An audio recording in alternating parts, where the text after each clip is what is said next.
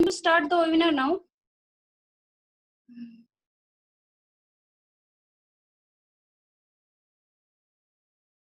We have here with us our principal sir. Hello. Yes. Yeah. Audible.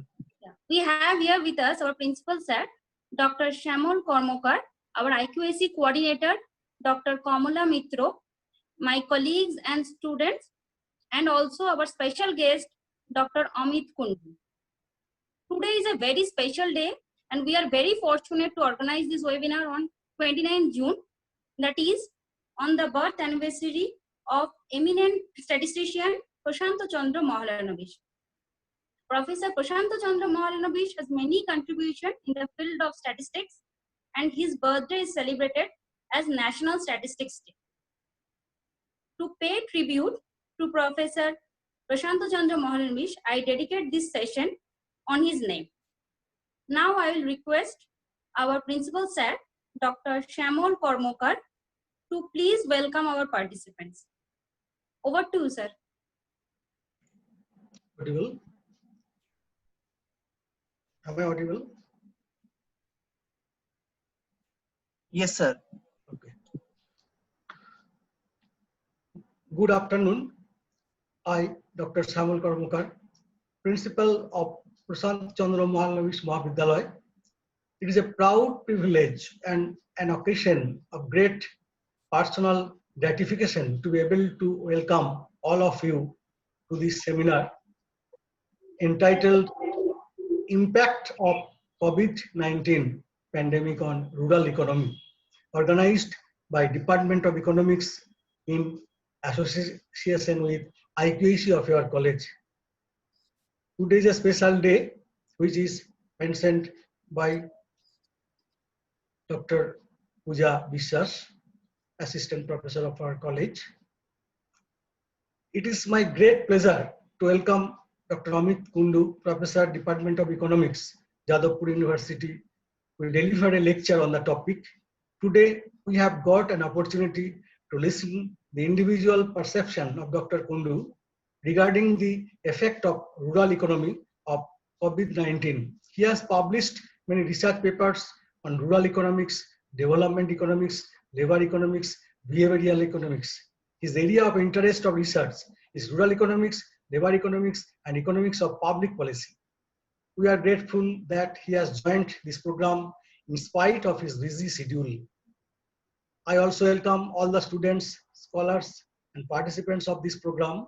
I take the opportunity to thank Dr. Kamala Mitro, IQAC coordinator of this college, and thanks also to the teachers of economics department to select such a significant topic.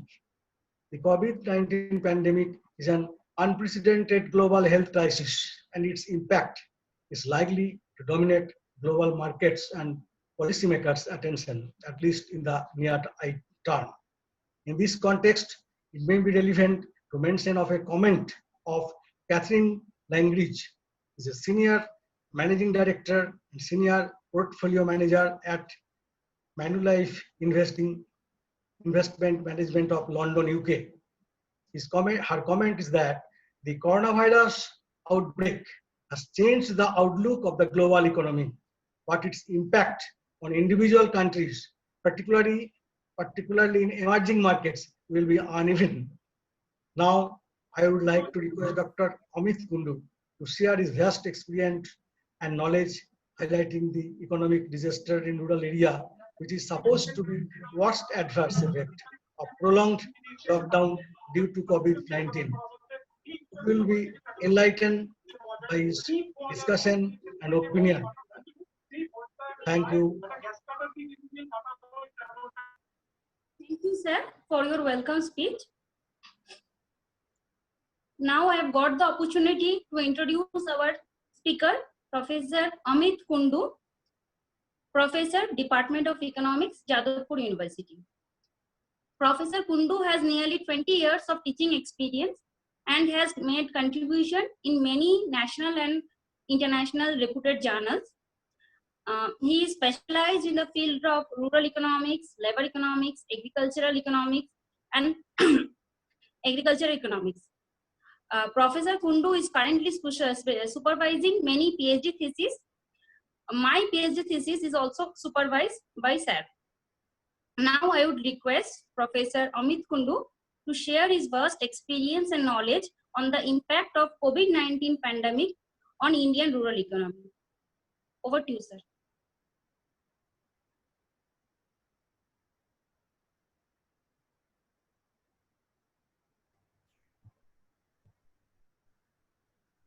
Am I audible now? Am I Yes, sir. audible? Audible? শোনা যাচ্ছে? Yes, sir. Yes, sir. ঠিক আছে, that is the point. Thank you, Prashanth Chandra Mahalanobis Mahavidyalaya, the organizers, for inviting me in a session, in a webinar entitled Impact of COVID on the Indian Rural Economy.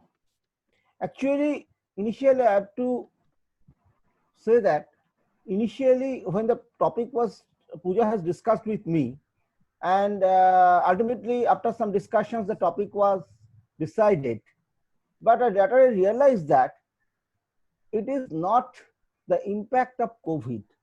It can be called the impact of the lockdown due to the COVID on the rural economy. Actually, why I'm talking about COVID is basically a disease, just like any other disease or a viral disease we are facing day to day. But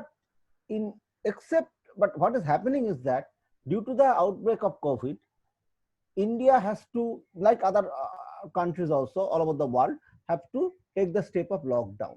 The total stop of economic activities all over the country. Here it is India. So due to the outbreak of COVID, first thing is happening is that there is a huge break in the economic progress of a particular economy. Now we will to discuss, just giving an example, discuss how this type of lockdown can affect the rural economy of the India. Actually, when you talk about the situation of impact is basically a special topic in economic literature. I'm not going to the details of it.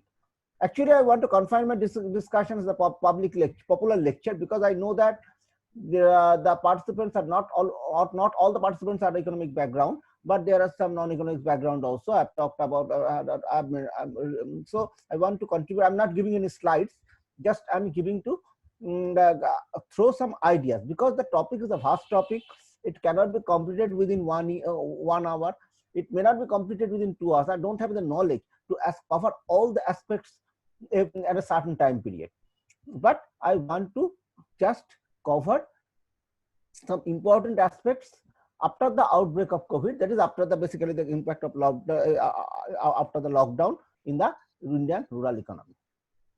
Now, before I'm going to the concept impact, we cannot use the term impact, because impact is basically means when you do the impact evaluation of a particular intervention or a particular policy, then that will be basically before versus after comparison. But here it is not an after comparison, because you know that COVID is expanding as our day to day. And yesterday also all over India, near about 20,000 people are affected. And in West Bengal also, that is 571 people are affected. And it is basically increasing, almost increasing rate. So we cannot use the term impact. But what is happening is that we are basically in the phase of unlock 1. As we are in unlock 1, just we are basically partially, not partially, that is almost, there are some aspects, expected transport and others. We are basically remove the restriction of lockdown. Obviously, after that, there are some impact, some influence on the rural economy. So we want to discuss what is happening, what is the previous situation, what is the present situation. It is not details can be told, because no proper study has been done about the present situation also, but there are some glimpses I'm talking about, and what is the possible policies on the basis of which this type of problems can be tackled. Actually, we will know that when first thing is that, what is happening is that before the lockdown, Indian economic situation was not so good. Indian economy is basically a rural-based economy. According to the 2011 census, a large sections of the people are living in the rural areas. I mean, 2/3 of the populations, and a large number of labor forces are also coming from the rural areas. In that situation, obviously, after the lockdown, obviously there will be an impact on the rural economy. But the question is that whether there is a huge impact or there is not at present. I'm not considering the at present situation, but whether the impact is not so large. First thing is that when you talk about the employment situation, in the employment situation in the 24th June, I have a CMI data where the unemployment situation is near about 12% in the rural India. But after the lockdown, it was near about 24 to 25%. That means after the unlock one, obviously there is a increase in employment in the rural sector. That is also happening in the urban sector. But the problem of unemployment problem in the rural sector is less if you compare it with the urban sector. Now, when you talk about the rural sector, we know that rural sector has different areas. First thing is the case of agricultural sector. In the agricultural sector, it is basically initially it is not so much affected due to the outbreak of COVID or outbreak of the lockdown, because agricultural activities are going on. There is no such problem on the basis of these agricultural activities. And what is interesting is that initially the COVID was not so much expanded in the rural areas. It is basically expanded in the urban areas where the population density is quite high. In India, in the rural areas, even though there is a highly populated country, here the population density is comparatively low if we compare it to the urban areas. So initially it was not so much affected the rural areas. The agricultural activity is going on, and there is a good monsoon, and it is expected that there is it is basically called the bright spot of the in the corona time, particularly if we consider the industrial sector or service sector or anything else. And there is a huge production of food grains. It is expected that 300 million. And it is also the CRISIL's report. It is expected that the agricultural sector should grow at 2.5%. But the problem is that Indian agricultural sector has some problems. First thing is that is happening not only after COVID, that is happening before COVID. First thing is that in India, the per capita landholding is gradually decreasing. As the per capita landholding is gradually decreasing, the most of the farmers are basically going to be small or marginal farmers, except some states in UP and Punjab and other states. Even West Bengal, if you go to the rail lines, you see that most of the farmers plots of land is very small. Actually, lands are basically marginal or small farmers. In that situation, it is very difficult for these farmers to make some profit for survival purposes. Actually, most of the Indian farmers are basically living at the subsistence level. We cannot, and there is that there are lots of cases of suicide among the farmers. Lots of literature has been developed for these purposes. They are unable to pay loans, and sometimes they are given that agricultural loans will be waived. But what is happening is that the individuals who are getting the agricultural loans are not getting the benefits. The targeted people, the affluent agricultural farmers are getting from getting the loans. So this is the common problem in the agricultural sector. Profitability is going down, high cost of cultivation of the fertilizers, pesticides, and others.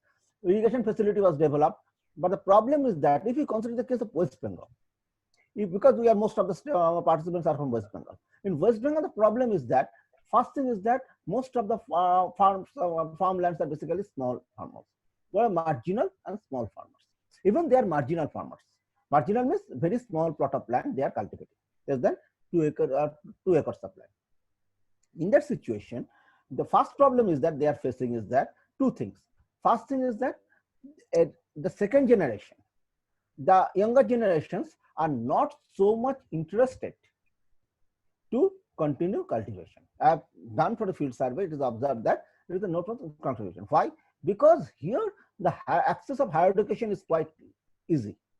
After getting higher education, because there is another literature on higher education in India, where you see that a large number of peoples are easily got the expansion of higher education.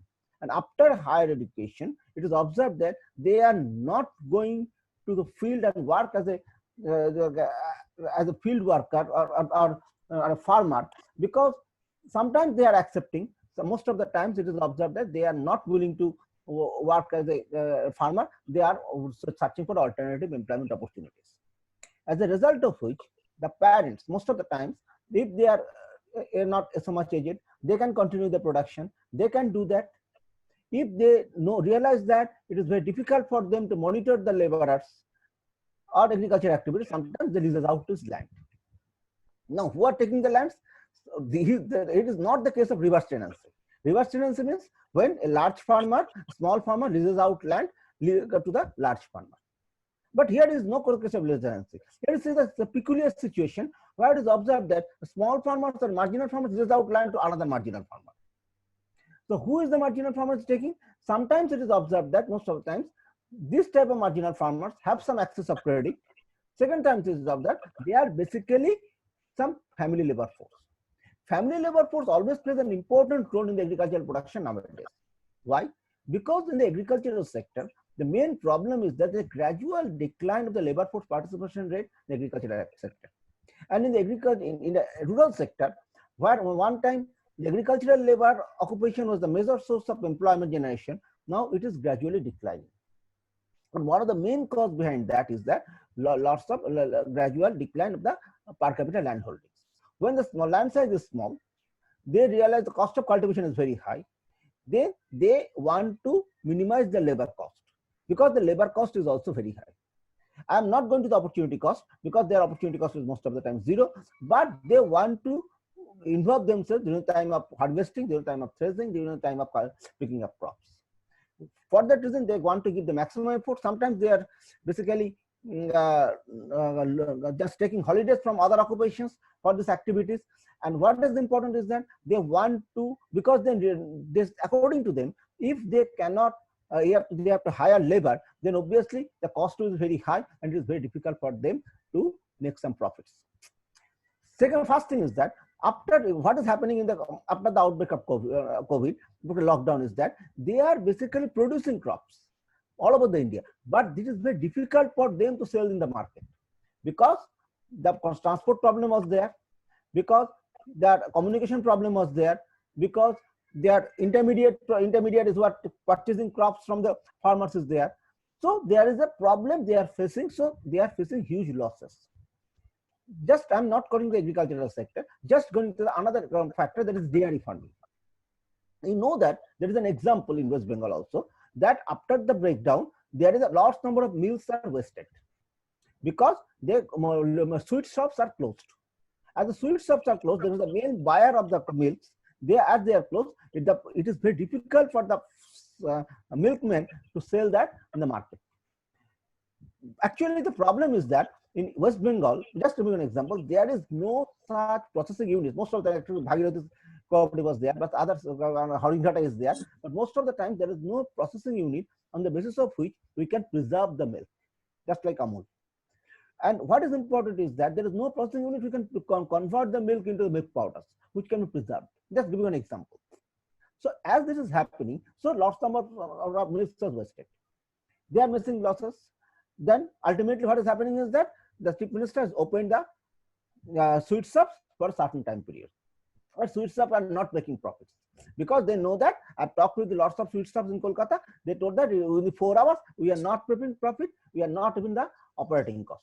Just we are running this because there are some customers, they are asking for me, so just I'm doing this type of things. So horticultural product was, and first thing is that dairy products are very much affected. Second problem is the horticultural products are there, they cannot be properly preserved. And another thing is that most of the fisheries. In the fisheries, the problem is that there are some fishes which are produced is very high, but they cannot be sold in the market because the lack of buyers. Most of the markets are closed. People are not coming out from the house. Sometimes there are vendors. In Kolkata, there are vendors where they are selling the crops on the doorsteps, but that is not happening in the rural areas. Sometimes in the urban areas also. It is very difficult for the doorstep services.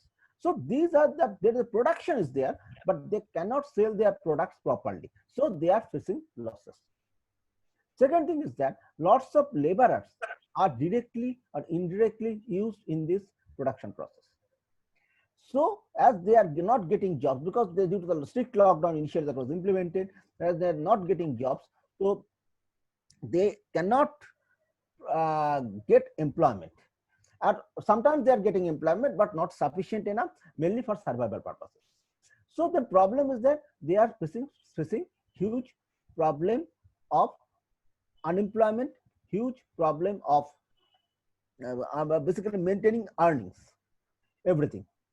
Okay, just I'm requesting everyone not to say good morning or anything else at that moment, because that is happening from the screens again and again. Just without any asking anything, just enter in the meeting. Okay, thank you. But what is another interesting thing is that so this is the happening in the lockdown period. Another problem is that there is a hospitality management. Hospitality sector, restaurants have been closed.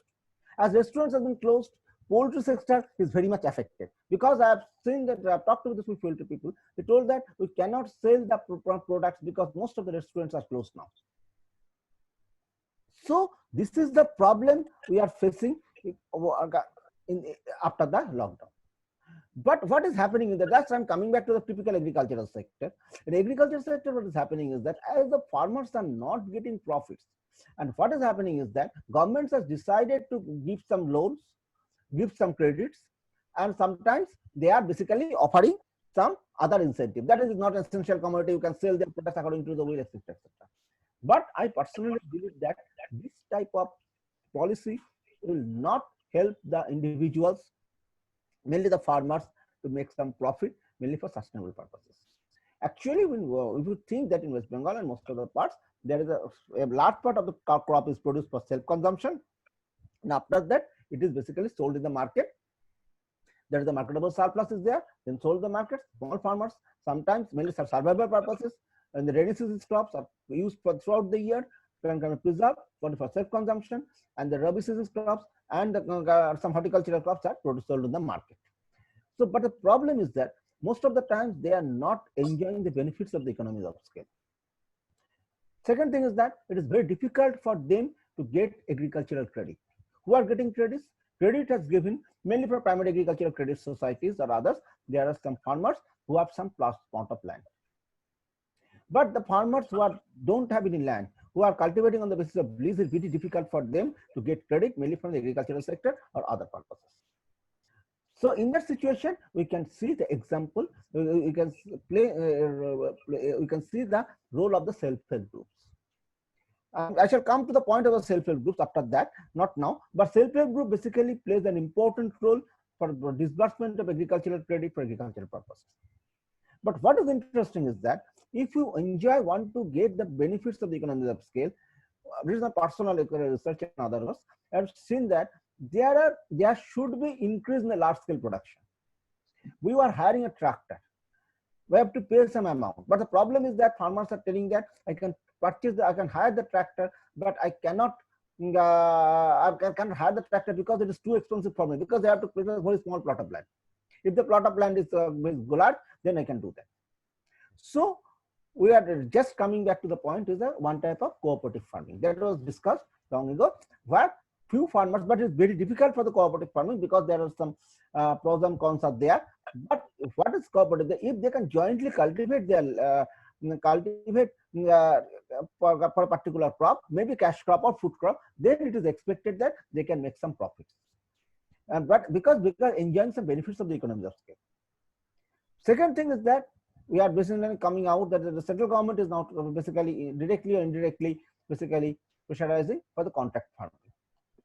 But there is a problem is that in contract farming there are some situations where there are someone is getting the benefits, because some potato cultivators are getting the benefits of Hooghly and others. Though no proper study has been done, that is I'm giving you the first-hand experience. Second thing is that there should be some proper contract between the buyers and the sellers, so that the farmers on the basis of the contract farming can get some benefits. Actually, I personally believe that these contract farming or cooperative farming can help the farmers to survive. Otherwise, it is difficult for the farmers to survive even after the post-COVID situation. Because another problem arises in the post-COVID situation, just coming to the point, is the problem of reverse migration. You know that in India, after the lockdown, a large number of India government, and we identified that there is huge number of migrant workers are basically spreading all over the India. and they are basically nowhere workers. Why they are nowhere workers? Because they are staying in a particular place. Suppose in Murshidabad, this is giving an example. He is basically working in Delhi in a, suppose in a small restaurant, or in Goa, or any other part, or any also in India. But here ration cards, voter cards, other cards, everything is based in Kolkata, or suppose in Murshidabad. But he is basically working there. So the problem is that they are deprived to get some benefits directly. Sometimes sometimes the governments are claiming that cash should be transferred to the Janadhan account, but I personally know that Janadhan account is not for everyone. If you do not have a residential proof, if you do not have some criteria, it is very difficult for you to even open a Janadhan account. Second thing is that you are staying here and basically working in other plots, it's very difficult for you to collect cash from there. First thing is that, and second problem is that what is happening in India, there is no proper data of the migrant workers. Unfortunately, we don't have the data. Now we have started to collect the data, and so we have no idea what is basically, who is the, what are the number of workers, which type of work is going, from which state they are coming, etc., etc. So the problem is that this type of migrant workers are basically coming from the rural areas. There are very few urban areas. Most of the time they are coming from the rural areas, not only from West Bengal, but also from Uttar Pradesh, also from Madhya Pradesh, also from Jammu Kashmir and other parts of India. The problem is that this type of workers are, after the lockdown, two things will happen. First thing is that they cannot come back to the house. Second thing is that after coming back, there is a huge increase of the labor supply in the local areas. And what is interesting is that in the rural sector, particularly when we talk about the employment for survival purposes, they have to go for multiple types of employment. There's employment diversification. Employment diversification is a very common problem in the rural areas, because one time a farmer, a laborer can survive as an agricultural laborer. But now it is not happening. It is very difficult for them, for an agricultural laborer, to get work more than 35 to 40 days in a year. So, because most of the farmers are marginal farmers, I have already mentioned, and they are not getting the benefits of the, most of the farmers are marginal and they are not interested most of the time to employ a laborer to minimize the cost. So ultimately, what is happening is that when the supply of labor has increased, so when the supply of labor is increased, then that affects the employment diversification of the existing rural labor force, because the laborers are coming out in a particular area. After the home quarantine, they are joining in the job market. So most of the types of workers are unskilled, but they may be skilled, but they are not getting that, utilize the skill properly. Suppose a farmer, a laborer is working, suppose diamond cutting, but it is not possible to get the diamond cutting in this area. So he want to work as a rickshaw puller. He want to work as a, suppose what I'm talking about, as a non-farm worker. So what is happening is that as there is a huge supply of labor, two things will happen. There is a drastic fall of the wage rates of the laborers. Second thing is that, why? Because happening, this is drastic fall of the wages of the existing laborers, because the huge labor supply, most of the laborers are working and they want to work whatever wage they are getting. Second problem is that if they are getting that, then the second problem they are facing is that there is a problem of getting employment, because employers are basically also don't have any much earnings. They have to stop production. Suppose we want to construct a house, but the problem is they don't have much money, because there is a situation we cannot earn anything. So it is not possible for me to employ a laborer, start the production process. If they cannot start the construction work, then it is not possible for me to hire laborers. So that is very difficult for the farmers, for the laborers, not the local laborers as well as the reverse migrant laborers, to get employment. And what is happening gradually, that is happening, it will, if we go proper study, you say that most of the laborers are drastically falls below the poverty line. It is very difficult for them for survival purposes. Just giving an example, yesterday, suppose an individual, a gentleman who is basically coming purchasing old newspapers from me, and he's doing last 5 or 6 years. Just yesterday he came, and I'm just asking him, is uncle, what is the problem? How do you come? Because the trains are stopped. I know that he's coming in trains. Because I'm hiring a matador, paid 300 rupees. I'm coming, I'm staying in a footpath and other paths. Because in local areas, initially I'm getting some benefits from the local panchayats and ration cards, but at present it is not possible for them to much benefits. Mainly survival purposes, I have to work, and I'm coming to country. It is not possible for me to return to Kolkata, to my village. So I'm here working. I'm staying in a particular area. It is not so hygienic, but I have to stay because I have to earn something and go back to my village after earning some amount. And there is a huge transport cost is there. So first thing is that this is happening even in the rural areas. Second thing is that rural people are the transport. Most of the rural people are using the transport of railway services or the buses. In India, most of the rural people are when they are basically daily migrants moving from work, just like the domestic workers. Domestic workers always play the informal workers because India, most of the 90% workers are informal in nature. They are not getting the benefits. They are deprived because they are not earning. They don't know whether after 5 or 6 months they can keep their employment. Even in the local areas, they are not getting the jobs because the people, large sections of the people's earning is almost nil. Or I'm not talking the nil, but there is a very low. It is very difficult for them to employ domestic workers. So there is a huge problem is happening in the rural areas, particularly in the labor market. They are not getting the benefits due to as the transport system has totally cannot be provided. Sometimes they are coming to the rural area after hiring some matador or anything else, and just list about social distancing or anything else. It is not possible for them to maintain social distancing. They know that for survival purposes they are coming, but it is not possible for them to return to their village. Sometimes they are staying here and earn something and again come back to the village. But what is happening is that their problem is their financial condition is in distress. Another problem is that they're facing the problem of child labor will arise. What the problem of child labor will arise? It is obvious that after 2016, there is a child labor was banned in the economy. But what is happening is that after obviously when the child labor is employed, just giving an example of it. First thing is that I have two options. Just in simple way, I can send my child to the school or I can send my child in the job market. But when I can send my child in the job market, it can send my child in the job market if my earning is not sufficient enough. If my earning is not sufficient enough, then I treat my child as an earning member of the family and get them employed so that he can support my family financially. Support me financially, or he can get some food in other place where the payment can be made in cash or kind, whatever may be, but I can get some benefits. But if I have some earnings, then obviously initially it is not, I'm not willing to send my child in the job market. If we go for primary education, Pooja has some working on primary education, probably your colleagues. It is also done that there are huge enrollment in elementary education even in rural India. So children are going to schools.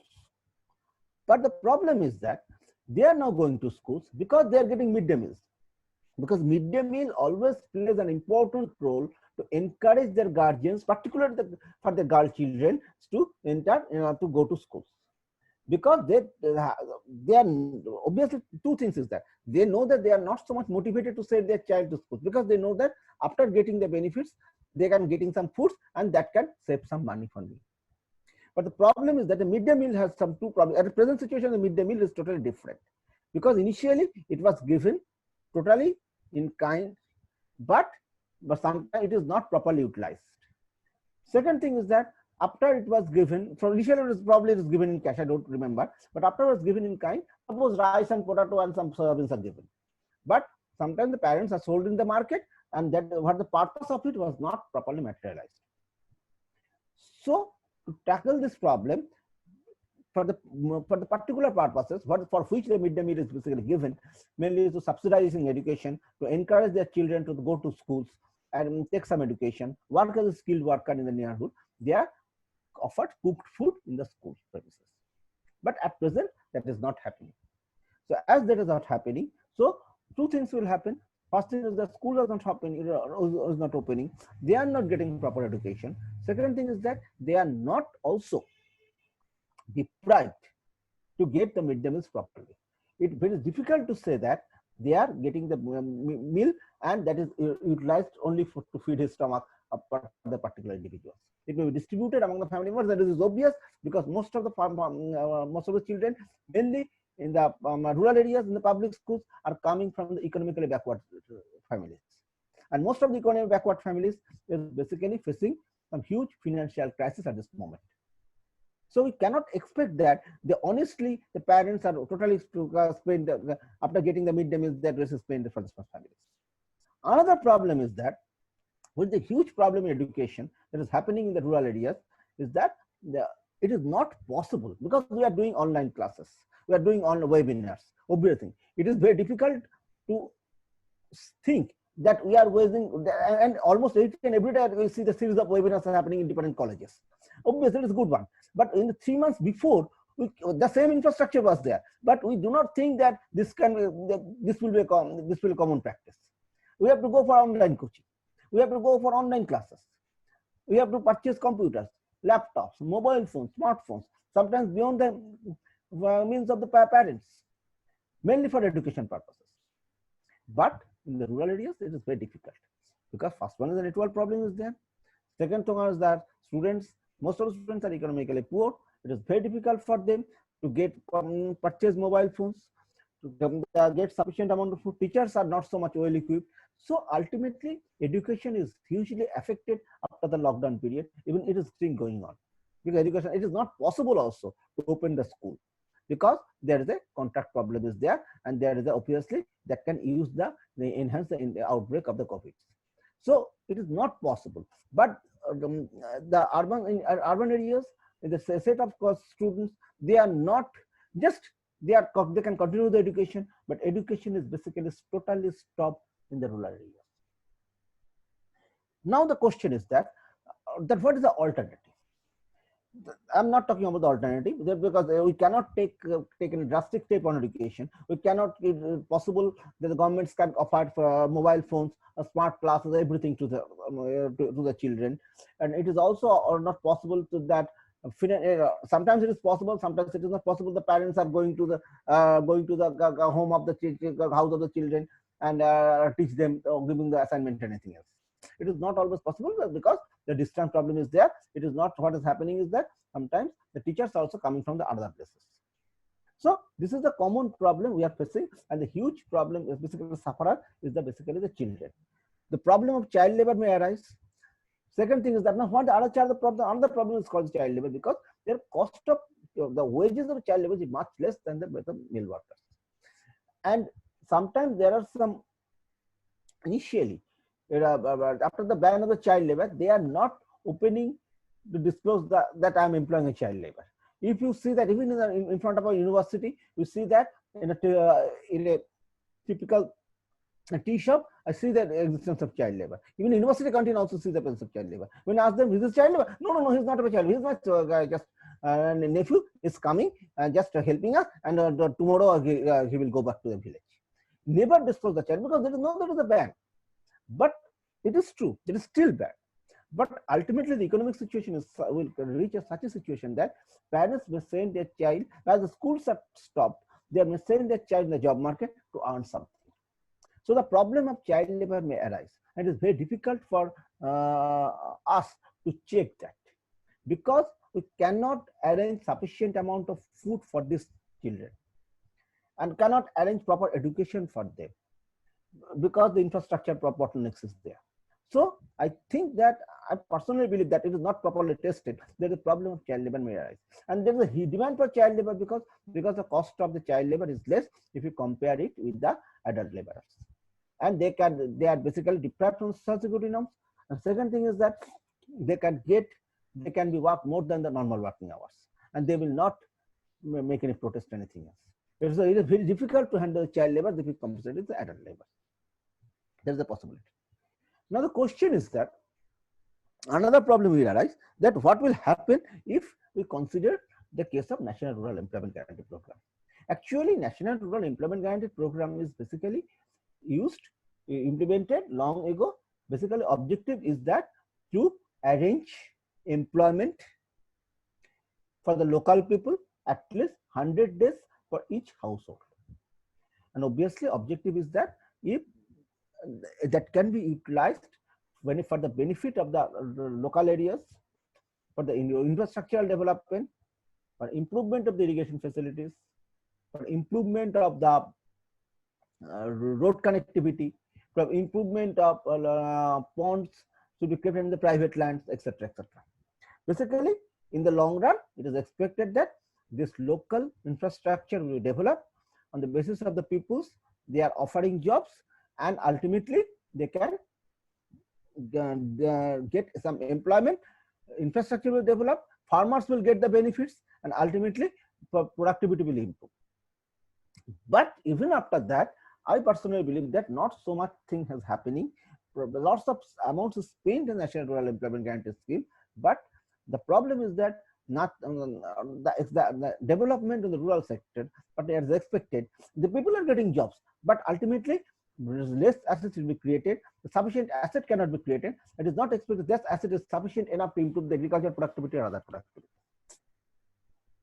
Now the question is that in this situation, that the government, initially the central government was basically against the National Rural Employment Guarantee Program because they think it is a dole, and there are lots of criticism of the National Rural Employment Guarantee Program. But at present situation, they have no other options. They have to enhance the salaries and the amount allotted for the enhancement of the National Rural Employment Guarantee Program. And obviously, it is told that this type of people, both in the who are basically reverse migrants, can should be able to get the employment in the National Rural Employment Guarantee Program. And basically, they are the problem is that there are two problems with the National Rural Employment Guarantee Program from the point of view of a laborer. First thing is that you have to get the employment. You can work, but you are not getting instant payment. Payment is given through bank account, and it will be time consuming. But most of the farmers, most of the laborers want to get instant payment. So if I have some, but it is basically on the time cost. If I have some, suppose I have two alternatives. One thing is that if I work as National Rural Employment Guarantee Program, I can get 2,200 rupees. If I work as a private non-farm sector, suppose for a construction worker or any other for digging personal private farms or any other parts, then I can get suppose 180 rupees, 20 rupees less. But what is interesting is that if in general terms, obviously rational laborer will choose 200 to prefer 200 to 180. But unfortunately, sometimes it is that they are preferring 180 to 200 because they know that I can get the 180 rupees within these days at the end of the day. But in 200 rupees, I don't know when I can get the day. So what is happening is the migrant laborers, the reverse migrants, are getting employment. Sometimes they are getting now enrolled in the National Rural Employment Guarantee Program. But it is very difficult for them to get the job cards. It will take some time. After that, the local administration have to arrange jobs for them because there is a huge supply of labor. Local laborers are there. They are also in distress. They are also demanding jobs. Second thing is that the laborers who are coming back to the village, who is also for some they also want jobs. But it's very difficult for them to arrange jobs for everyone. So you can arrange jobs for 5 or 6 days, but that is not sufficient enough for survival purposes. So this is the problem they are facing, as a result of which large sections of the rural people are facing huge distress after the lockdown period, and that will continue even in the unlock situation. Some economic activities are going on, but that is happening in the urban areas. The rural areas, that is not so much because the transport system, mainly the rails and transport system, has not opened up. And most of the people are basically depends on this rural transport, mainly the trains and other purposes, where the cheapest mode of transport in the rural areas. Now the question is, another interesting thing is that the health sector. Before going to that, okay, I'm going to the health sector. In the health sector, we know that in particular most of the parts of India, the employment, the conditions of the primary health center is not so good. Even after the outbreak of COVID, it is where the government has never announced any package or grant so much amount for the enhancement of the primary health centers. In India, particularly, always pay very poor amount for the primary health centers. So, in the rural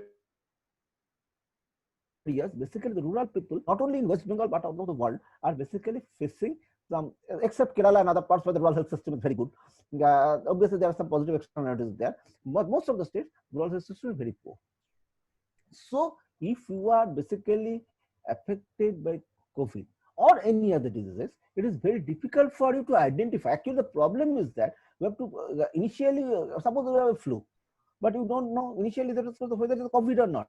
But here it is not. You have to first thing whether it is COVID. You have to go for a test.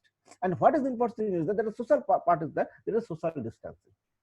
Sometimes it is a problem with the local media and others is that they are creating so much panic on the COVID is that there is a disbelief, and it is in the term social capital in the economic terms. There is disbelief among the neighbors. If you are affected by COVID, then you will be humiliated by the large sections of the people. But that is not your fault. And what is happening is that from the point of the government, there is basically containment zones. It is surrounding a particular area. And suppose I am affected by COVID and I am living in a particular area. And obviously, 100,000 people are affected for their economic activity is basically restricted. Obviously, they feel anger from. At present, they are not doing that. They basically, but that should be started much earlier. If that can be started much earlier, then this type of disbelief, this type of distrust will not arise among the individuals. And that is very much important for the rural development, because rural community is closely knit community. We are using the term social capital, where there is a close link among the members. We are sharing information among the members. If there is a trust is affected, the link sharing information among the members is affected, then it is not possible. It is not beneficial to all the individuals for the particular purpose. So, what is the impact of COVID is that basically this hampers the social capital. This hampers the trust among the individuals, and there is different dimensions of social capital, not only the trust. But I'm just only considering a particular point. That deletes the individuals.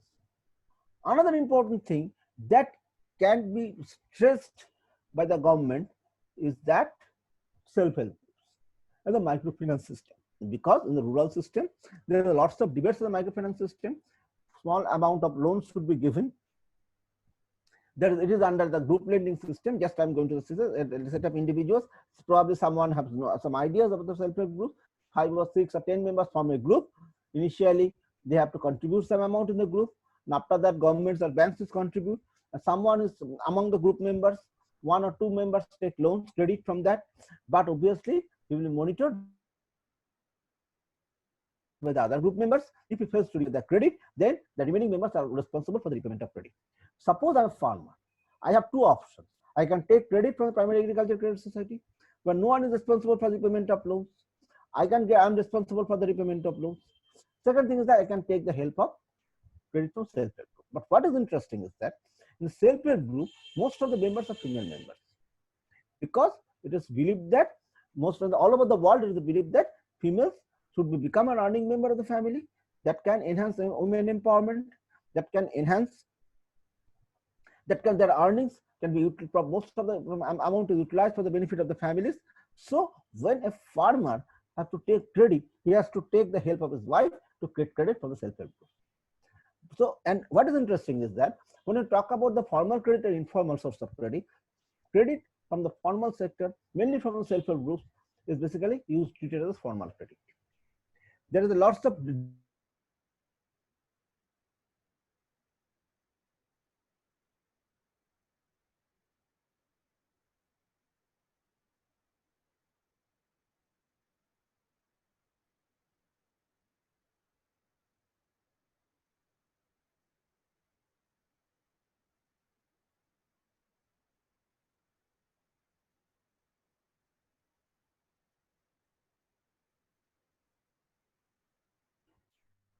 produce PPE.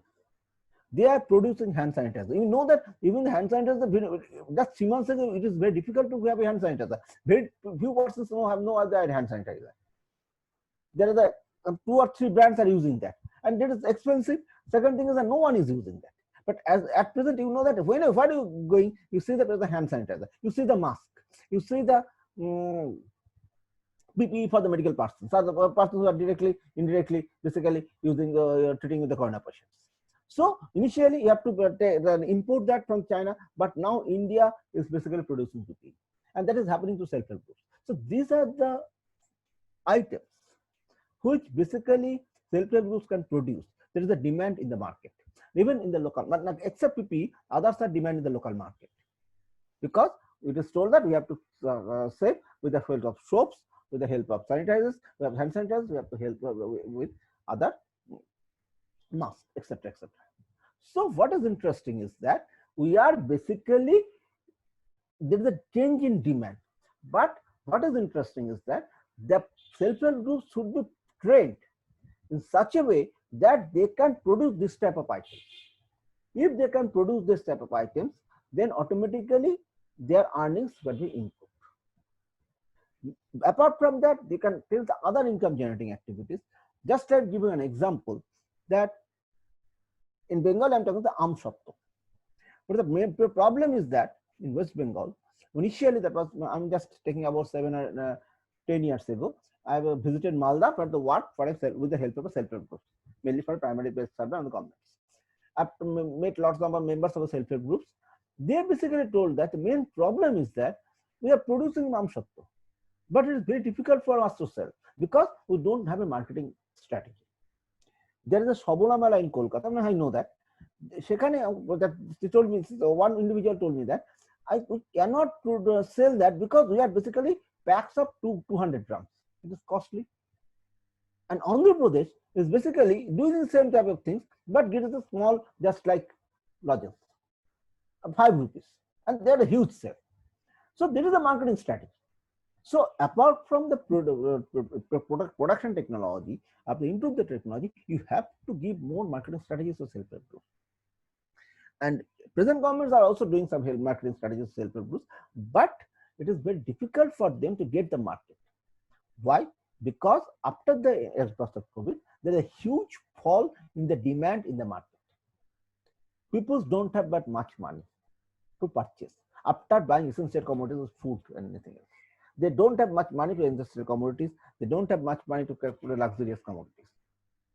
Now the question is that it is sometimes told that, like Ovi Banerjee and others told that, give money directly to their accounts. The question is whether this is beneficial. It is very difficult to say that total transfer of income to their accounts can benefit the individuals. Two things: large number of individuals in India, mainly the migrant workers, as well as the domestic workers also, they don't have any bank account. Second thing is that after getting the bank account, they suppose they are getting money, suppose 10,000. The problem is that their demand is huge. In which purpose they will solve? Sometimes it is also happening that after getting money, they may go to the country liquor shop and spend some amount, or they are spend some amount for mobile charging. Then it is not beneficial for the economy. So when payment is made from cash, that should be utilized properly for different purposes, so that demand can be generated for different purposes. If demand can be generated, then only the publisher will be interested to produce more. The producer will be interested to produce more. If the producer is interested to produce more, then automatically more employment can be generated and economy moves towards the process of development. But the major problem India is facing is that there is a huge recession we are facing. Recession means growth rate is 0% to 1%. People don't have much money. Even after the lockdown period, obviously the economy is reviving. The unemployment problem, which was dropped to 29 to 30%, now it is around 13 to 15%, but that should be around 3 to 4%. Even before the lockdown, that was near about 8%. We are already talking about the downgrade of the economy before the outbreak of COVID. After the implementation of demonetization, after the implementation, that basically reduces the employment. When we talk about that, there is a demand for car is decreasing. Lots of debates are going on. Car is not should be an indicator, but because car should be, because two-wheeler can be an indicator. Car is not an indicator. But in India also, just like universal use of cars, because very few people have ability to purchase cars. In India, the main problem is the huge inequality of income among the individuals, the huge gap between the rich and poor. Large sections of the people are very poor. They are very vulnerable. They are basically living below the poverty line. They are deprived from getting different types of benefits from the local government or different types of state governments. But what is interesting is that when you want to get some benefits from the state government, you have to obey their orders. there is a problem of clientelism. Clientelism is you have to, if I know that you are my voter, it's the simple way that is happening. It was initially invented in Argentina. It is all over the world. There is a community. When there is a public services, you are my voter, or you can, I can get the benefits to you. I am getting the benefits in return. You can give me the vote. Then there is a possibility that the possibility of getting the benefits from the public is much higher. That is not happening that everyone is getting that. It is not very good. It is very difficult that I am loyal to the local political parties. But what is happening is the clientelism is there. The common problem when to get the benefits of public services, mainly the local panchayats. But the problem is that if you are not a voter, if you are basically, it is observed that you may not vote me, then it is very difficult to get that. But what is happening, I'm talking about that. So pleasant giving money is important, but I personally believe that that should be given to the women members of the families. Women members, because it is probability of proper utilization of money for the benefits of the family will be much better if it is distributed to the women members of the family. So I'm in 1 and 2 areas. I also express my views that you can transfer money to generate demand, because it is very important to generate demand. Otherwise, producers may not be interested to produce. So if you want to, in this recession period, even the rural, and demand should be generated from the rural sector, because the large number of people are living in the rural areas. You see that there is a 5 rupees pouch of Horlicks, 5 rupees pouch of Bonvita, 10 rupees pouch of Bonvita, the 10 rupees pouch of basically cornflakes, 20 rupees pouch. Why? Because they want to catch the domestic market, the rural market. Because rural people can purchase, they don't have much money. So if they are willing to purchase these items for the benefits of the child, mainly for the children or mainly for their family. So they can purchase 20 rupees, but it is not possible for them to 100 rupees. So they are basically using this pouch system. And Indian pouch system basically catch the market, because they are want to catch the market in the rural area. But the problem is that if you can't have much money, even if you are purchasing the money, it is not possible for you to get the amount. It is not possible for you to get the amount properly. So apart from education, health sector should be developed. And another problem, just I'm going to cover, already taking so much time, the health sector is developed. Health sector, the main problem is the out-of-pocket medical expenditure is very high. You know that if you go to the private sector, it is not so high, out-of-pocket medical expenditure, and there is no proper medical insurance facilities. Recently, we have made some with Shovik, probably Shovik is there or not, I'm not sure about that. That there is a possibility that if you can avail the micro health insurance for the individuals, and with some cashback policy, then that can penetrate in the rural market among the lower sections of people. Because there are some Ayushman theory, there are some Subudh, everything is there, but that is apart from that. Sometimes it is not getting the benefits, but some insurance problem, a small amount of premiums can be given to this type of individuals, can be added. That is not properly implemented, but it is tested that that can have the market in this penetration situation. So what I can say is that at present situation, if we look at the rural areas, it is basically a economic situation in the rural areas is not so good, because even after the unlock one, obviously the problem of unemployment has decreased. But still, because the large sections of the rural people are still basically surviving, National Rural Employment Guarantee Scheme can offer him some maintain subsistence level, but it is not possible to arrange for everyone. Self-help groups can be reimbursed. Government should offer credit to self-help groups so that they can invest that for income generating activities that can obviously enhance the income generating activities, can enhance the income of the individuals. If in a family, in a household, in a village, that is called proper coordination, if the 3 or 4 producers can produce something, then there is a distribution of production among the individuals. Then that there possibility that economy can move towards the process of development. Thank you for calling. If you have any question, you can ask me directly. Thank you, sir. Thank you very much, sir, for your vast experience on the impact of COVID pandemic on mainly on rural economy. Sir has explained and pinpoint all the problems that the rural economy is facing due to this COVID pandemic. Now all the participants are said, if they have any question, if they want to ask any question to sir, they can ask in their chat section. Sir will answer the question. Pooja, They can open that, not chat section, it's very difficult. Better to unmute that and ask me. Okay, Yeah. that will be better. Just introduce him the heart. Any question? Just 3 or 4 questions. Okay?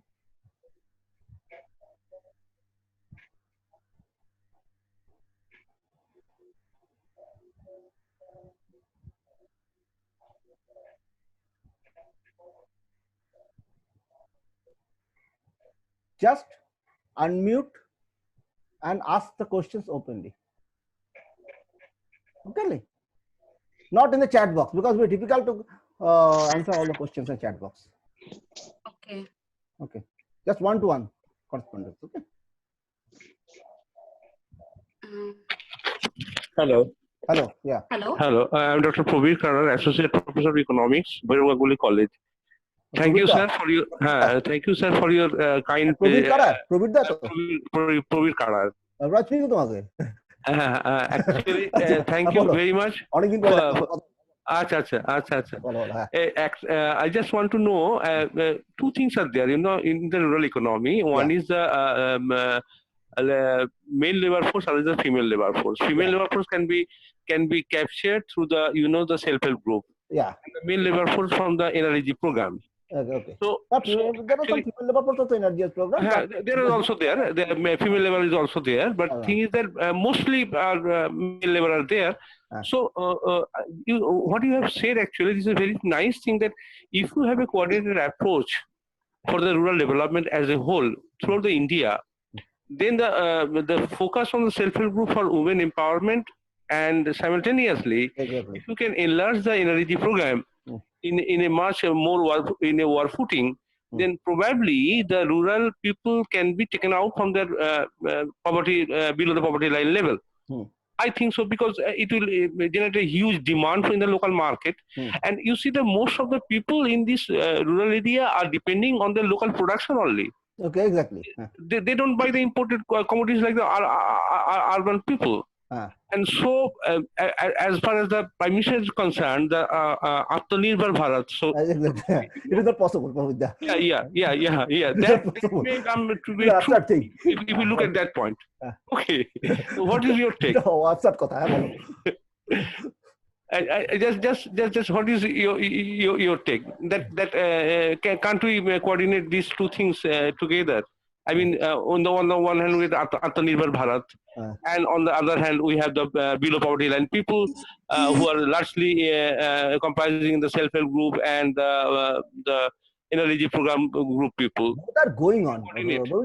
Everything is going on, but the problem is that still there is a huge problem of inequality among the individuals. I mean, Yeah. That's you can true. give money to the self-help group. There are lots of money already spent to NRGS, but ultimately it is not the problem of inequality. But at this situation, there is no other options.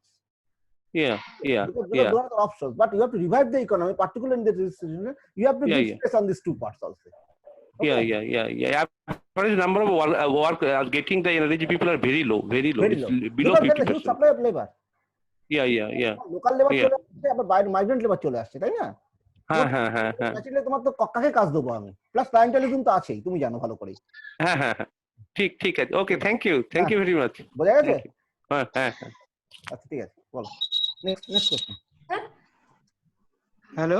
Hello, sir. Brahmo Chaudhuri from Jharkhand Raj College. Hello. Professor of Commerce want to ask some question. Brahmo,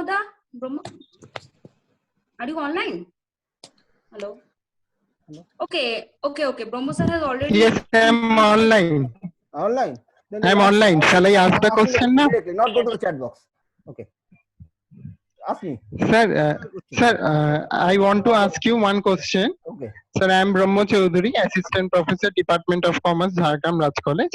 Achha. I want to ask you this question, that given the fact that an estimated 23 million interstate and intrastate migrant workers have returned home due to COVID-19 lockdown, so the rural economy has already been overburdened by their demand, and as there is an unemployment.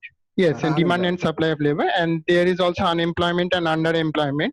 So how can this issue be addressed by the rural economy, which has already been overburdened by this reverse migration?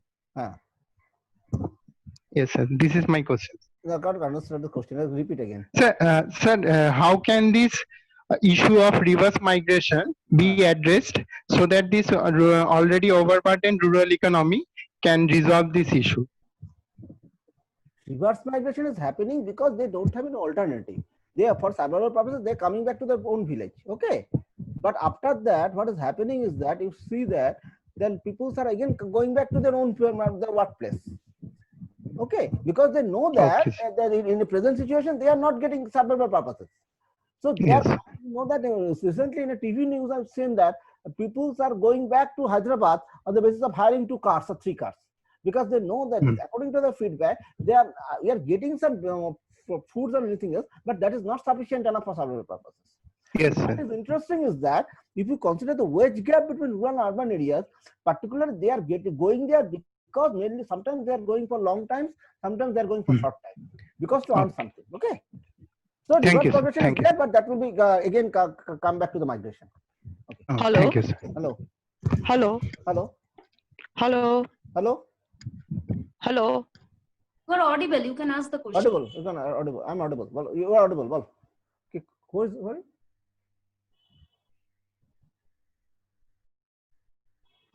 Okay, might get disturbed.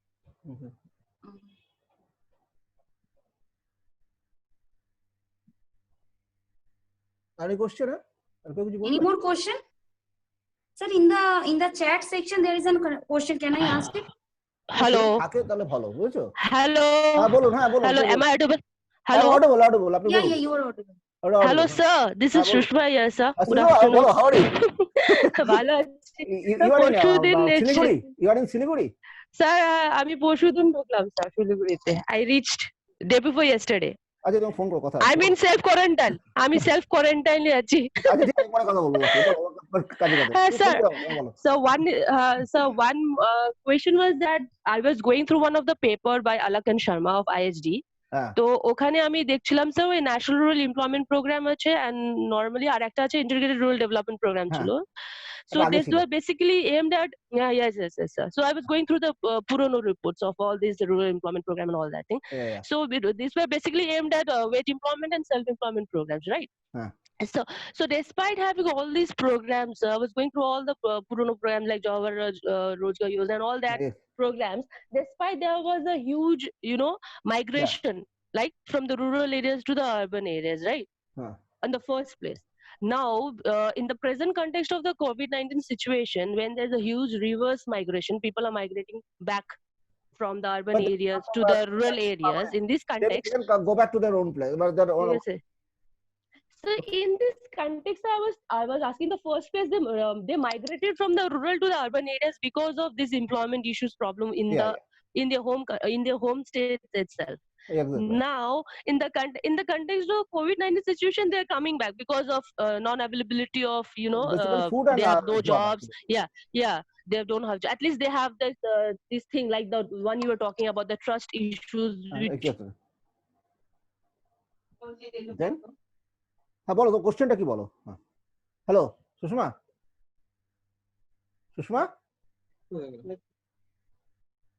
Hello Sushma disconnection করে দিলে আমার কেটে গেছে মনে হচ্ছে।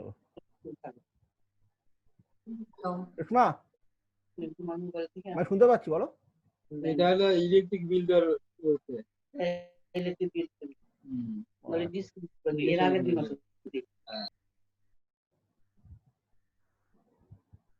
Okay, any more question?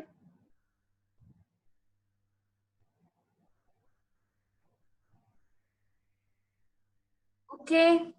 Do any have hello? Any more questions? হ্যাঁ sir শোনা যাচ্ছে?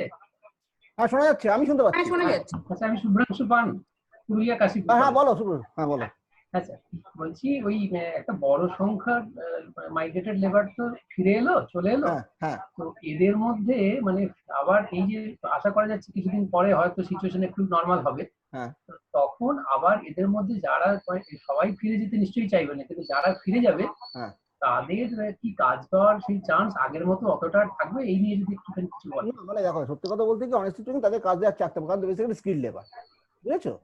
এখন ধরো যে মানে চুলকাটা যে ডায়মন্ড কাটে বা ধরো যে গভর্নমেন্টের কাজ করে দেওয়ার স্কিল, বুঝতে পারছো? এবার তার জন্য তো স্কিল ফর্মেশন করতে তাকে একটা মানে প্রডিউস মানে এমপ্লয়ারকে তাকে ইনভেস্ট করতে হয়েছে। রেসিডেন্টালি তার ব্যবসা বন্ধ হয়ে গেছে, তাকে সাপ্লাই দিতে পারেনি, সে রাখতে পারেনি, সে চলে এসছে। এখন দেখবে কিছু কিছু ক্ষেত্রে তাকে এবার নিয়ে যেতেই পারছে, বুঝতে পারছো? একটা নতুন লেবারকে স্কিল দিয়ে ট্রেনিং দেওয়ার থেকে তাকে দিয়ে কাজ করানো কিন্তু অনেক ইজিয়ার। আর আরেকটা যেটা বলছি সেটা ধরো কেউ হয়তো দিল্লিতে যারা আছে, দিল্লিতে প্রচুর রেস্টুরেন্টে কাজ করছে, এবং তাদের ক্ষেত্রে কিছু কিছু ক্ষেত্রে হয়তো ফিরে নাও যেতে পারে, নিতে পারে, যদি তাদের মধ্যে কিছু টেকনিক্যাল স্কিল থাকে। ধরো সে একটা সাপোজ ধরো সে কাবাব বানাতে পারে, জাস্ট গিভ অ্যান এক্সাম্পল, বা সেই পার্টিকুলার রেস্টুরেন্টে একটা স্পেসিফিক জিনিস সে বানাতে পারে, তাহলে তারা কাজ পাবে, তাদের অসুবিধা নেই, তারা গেলেই কাজ পাবে আমার মনে হয়। বলো।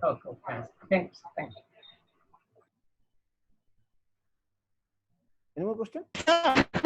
Hello. Hello. Hello. Hello. Hello. Hello. Hello. Hello. আমি শুনতে পাচ্ছি, বলুন। Hello. Amit, this is Sushma again. Sushma, হ্যাঁ বলো, কেটে গেছে। Hello.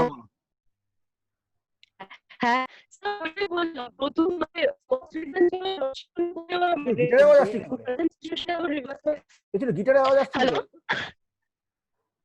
শুনতে পাচ্ছি না। হ্যাঁ বলি স্যার, গিটারের আওয়াজ আসছে, শুনবো না না গিটার না স্যার, কেউ বাজাচ্ছে না এখানে। মানে আমি আওয়াজ পাচ্ছি। তো স্যার প্রথম দিকে তো ওদের জব ছিল না বলে দিয়ে মাইগ্রেট করলো, এখন কোভিড-19 সিচুয়েশনে আবার ওরা ফিরে আসতে বাধ্য হচ্ছে। তো নতুন করে কি এই যে প্রোগ্রাম গুলো অলরেডি ছিল, বললাম সেটা হচ্ছে যে দেখো ব্যাপারটা হচ্ছে, যেটা শুভ্রাংশু আমার ফোন প্রশ্ন করেছিল, দেখো দুটো জিনিস, একটা হচ্ছে যে একটা হচ্ছে আমি এখানে সাবসিস্টেন্স সার্ভাইভ করছিলাম, আমি চলে গেলাম সুরাট বা মহারাষ্ট্র, যেখানে এটা সম্ভবত ওয়েস্ট বেঙ্গল না, বিভিন্ন মানে উত্তরপ্রদেশ থেকেও যাচ্ছে, ধরো ধরো অটোমোবাইল ইন্ডাস্ট্রিতে কন্ট্রাক্ট ফার্মার, তার ফায়ার কিছু টেকনিক্যাল স্কিল আছে। এই যে যাদের টেকনিক্যাল স্কিল আছে তাদের মানে আমাদের ইন্ডিয়াতে মেইন প্রবলেম হচ্ছে আনএমপ্লয়মেন্ট ক্ষেত্রে কোন স্কিলের কম এমপ্লয়মেন্ট। তো যাদের স্কিল আছে তারা কিন্তু কাজটা পেয়ে যায়, আচ্ছা, আর যাদের স্কিল নেই, যারা আনস্কিল টোটালি, তাদের কাজ পেলে একটু বুঝেছো? যে স্কিল সে পেয়ে যাবে, যেটা শুভ্রাংশুর সঙ্গে এতক্ষণ কথা হলো আর কি, যে পেয়ে যাবে সে পেয়ে যাবে, কিন্তু আগে ডায়মন্ড কাটা সে পেয়ে যাবে চাকরিটা, বুঝেছো? বা যে কাজ করে সে পেয়ে যাবে, তাকে তো স্কিল দিতে গেলে তো যে প্রডিউসার বা যে এন্টারপ্রেনিয়ার তাকে তো ইনভেস্ট করতে হয়েছে, তাকে রেডি একটা লেবার তো স্কিল লেবার তো চাইবে, তাই না? সে আর বুঝতে পারে না। বলো স্যার, আর একটা সেলফ এমপ্লয়েড প্রবলেম, সেলফ এমপ্লয়েডেও তো আরো বেশি প্রবলেম হবে, বিকজ আমি যখন আপনার সেলফ এমপ্লয়েডটা কভার করা হয়নি কারণ অনেক টাইমটা ক্রস করে যাচ্ছিল। হ্যাঁ স্যার, বিকজ আমি হ্যাঁ যে ক্যাব ড্রাইভারের সাথে আসছিলাম, তো উনি বারবার মানে বেচারাও বলছিলেন, বিকজ আজকে প্রথম আমার ভাড়া হয়েছে 400 টাকা from airport to my place, right? And he has a daughter who is doing a master's in English honors at some college in Siliguri itself. So bolchilo mane he was telling about his money troubles, like 12,000 admission ki korate hobe and all that. So these people are at no ends. Yeah, these people are at no end, like especially the self employed people, right? Problem jeta hocche seta je lockdown ta je hobe eta thekeo bhabini একটা economic activity going on, হঠাৎ করে একটা 3 মাস মানে ব্যাপারটা যে আমরাও ভাবিনি আমরা ইউনিভার্সিটি যেতে পারবো না, যখন 14 তারিখে ইউনিভার্সিটিটা বন্ধ হচ্ছে আমরা ঠিক আছে ফার্স্ট মে যাবো, তারপরে 15 মে যাবো, এটা করতে করতে আজকে জুন হয়ে যাচ্ছে, জুলাই হয়ে যাচ্ছে, আমরা যাচ্ছি ঠিক আছে, গিয়ে চাবিটা নিচ্ছি, ঢুকছি, দ্যাটস দ্য ডিফারেন্ট ইস্যু, কিন্তু কোনো স্টুডেন্ট বা ইন্টারাকশন আমরা আসছে না, ঠিক আছে? No one can imagine that we have there is prolong lockdown, that will be continue, ঠিক আছে? সুতরাং কিছু করার নেই, এটা এভাবে সার্ভাইভ করতে হবে। প্ল্যানটা তো অন্যভাবে হয়ে যায় না, আমি এই আর্ন করবো, এভাবে আমি ইনভেস্ট করবো, কিন্তু আমার কোনো আর্নিংস নেই, নাথিং, ঠিক আছে? Yes sir. Yes, আপনার question? Okay, I'll talk to you later sir. তুমি ফোন করো আমাকে। হ্যাঁ হ্যাঁ স্যার। হ্যালো স্যার, আমার একটা প্রশ্ন আছে। বলো। হ্যাঁ হ্যালো। হ্যাঁ বলো, হ্যাঁ শুনতে পাচ্ছি, বলো কে বলছো? হ্যাঁ, আমার একটা প্রশ্ন হলো যে আমরা দেখতে পাচ্ছি বিভিন্ন প্রাইভেট সেক্টরে অনেক এই কোভিড এর জন্য মানে ইকোনমিক যে খারাপ পরিস্থিতি যাচ্ছে তার জন্য অনেক চাকরি চলে যাচ্ছে। যারা আমরা গভর্নমেন্ট সেক্টরে চাকরি করি আমাদের চাকরিটা কতটুকু সিকিউর এটাই আমি জানতে চাচ্ছি। আমার চাকরি এখনো সিকিউর আছে বাবু, আমরা তো এখনো বসে বসে মাইনে পাচ্ছি, অস্বীকার করে লাভ নেই। কতটা শুনতে খারাপ লাগবে, কতটা সত্যি কথা। সেটা আমরা মানে কতদিন আমরা এইরকম সিকিউর থাকবো? এখন সিকিউর দেখো ব্যাপারটা হচ্ছে গভর্নমেন্টের চাকরিতে একটা সুবিধা হচ্ছে যেটা মানে তুমি কোথায় চাকরি করো, কোন কলেজে? আমি আছি গোয়ালদর কলেজ। গোয়ালদর কলেজ, দেখো কোন স্যার ইকোনমিক্স তুমি? আমি জিওগ্রাফি। গভর্নমেন্ট চাকরির সম্বন্ধে একটা কথা আছে, পাওয়া শক্ত যে ছাড়া আরো মানে ছাড়ানো আরো কঠিন, বুঝেছো? সুতরাং ব্যাপারটা হচ্ছে এটাই, মানে গভর্নমেন্টের চাকরিতে হ্যাঁ মাইনে গভর্নমেন্ট দেবে, কিন্তু হ্যাঁ এখন কেরালা যেটা করেছে সেটা ধরো এবার কিছু স্ল্যাশ করেছে, তো সেটা হতে পারে, মানে হতে পারে না আমি বলছি না, মানে ব্যাপারটা যেটা যেমন সেন্ট্রাল গভর্নমেন্ট বলেছে দিয়ে দেবো না, সেটা হতে পারে, এই জিনিসগুলো কিন্তু হতে পারে। মানে এখন যদি গভর্নমেন্ট যদি বলে যে না তোমাদের আর্নিংস এর কিছুটা তুমি এই মানে বেসিক্যালি আমাদের এখন হেলথ সেক্টরে হিউজ ইনভেস্টমেন্ট দরকার, এই ইনভেস্টমেন্ট গভর্নমেন্টের টাকাটা পাবে করতে, গভর্নমেন্টের তো অত টাকা নেই হাতে, গভর্নমেন্ট সবসময় টাকা ছাপিয়ে তো ম্যানেজ করতে পারে না সিচুয়েশনে, তখন গভর্নমেন্ট বলতেই পারে, মানে এটা মানে এনি টাইম বলতেই পারে যে না আমার চাকরিটাও তো যাবে না, বলতে পারে তোমার স্যালারি একটা কন্ট্রিবিউশন তুমি আমাকে গভর্নমেন্টকে ডোনেট করো for the benefit of the Covid patient or Covid hospital, ঠিক আছে? One question can I ask? Hello, Pravikarar. Hello. I just want to know that would there be any change in the Harris-Todaro type of migration model that we have already learned a lot and taught so many? Actually, Harris-Todaro type of migration is happening, okay, but the problem is that reverse migration is happening. That is not only for the Harris-Todaro. That is one type of Harris-Todaro because they know that their earnings is in the urban areas zero. They are coming back to the rural areas because the earnings is expected the rural is a bit better. But they are again Harris-Todaro, they are going back to the rural areas because they know that in the rural areas, in their domestic areas, they are not getting earning something. It is expected that they can get higher amount in the place from where he left ultimately. So that is always happening. Okay. Okay. Thank you. Okay. Thank you, sir. Sir, I am ending this interactive session here only.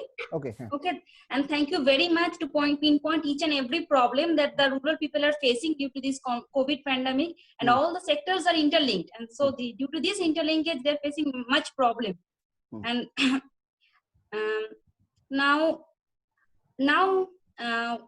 now I would request our IQAC coordinator, Dr. Kamala Mitro, to conduct the valedictory session. So that and over to you, ma'am. Hello, Kamala ma'am. Yes, good afternoon. On behalf of IQAC, I take this opportunity to convey my gratitude to our principal sir, Dr. Shamol Kormokar, who has always been motivating us with his unrelenting zeal to pursue excellence in academic field. I thank you very much, sir, for your guidance and support. On behalf of organizing committee, I express my heartiest gratitude to our honorable speaker, Professor Amit Kundu, for his very informative and interactive session. I thank him for his kind acceptance of our invitation despite of his very busy schedule. This is an absolute pleasure and honor for us to host him. Thank you very much, Professor Kundu again. I express my thankfulness to our dear participants who cooperated with us in every stage of this academic venture. I, on behalf of organizing committee, give special thanks to our entire technical team for their continuous support. Hope you all enjoyed this session and enriched yourself with valuable information. Finally, my thanks to our convener, Pooja Vishwas, for organizing this beautiful webinar. And thank you to all. Thank you, ma'am. Then we are ending our webinar session here only. Okay. Thank you, everyone. Okay. Thank you, everyone.